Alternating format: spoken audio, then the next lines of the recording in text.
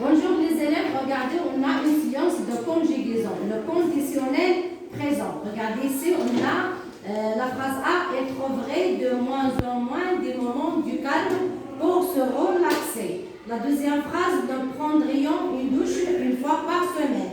La troisième phrase, votre corps réagirait à ces médicaments.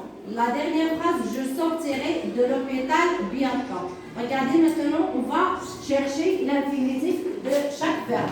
Ici, on a le verbe trouver. Trouver, on a dit, c'est un verbe de premier groupe.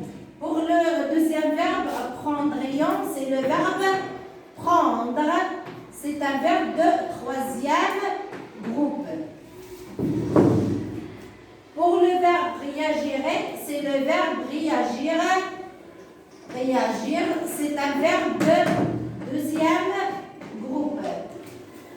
Pour la dernière phrase, on a le verbe sortirait, c'est le verbe sortir. C'est un verbe de troisième groupe.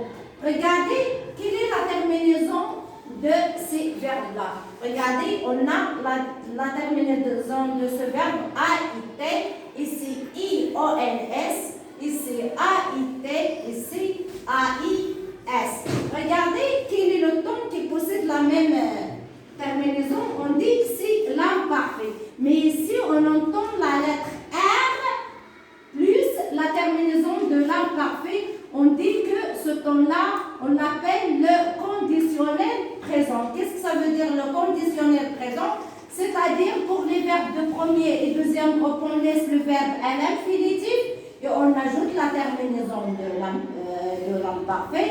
Mais pour les autres verbes qui sont irréguliers, on va les conjuguer d'abord au futur, puis on ajoute la terminaison de l'imparfait plutôt. Je retiens, on emploie le conditionnel présent pour exprimer un fait qui dépend d'une condition. Exemple, si tu te couchais tôt, tu serais moins fatigué.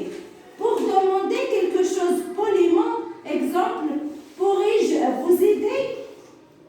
Quand on exprime un souhait, exemple, je prendrais bien un gâteau. Quand on n'est pas certain de quelque chose, exemple, on a entendu dire que tu sortirais demain de la clinique.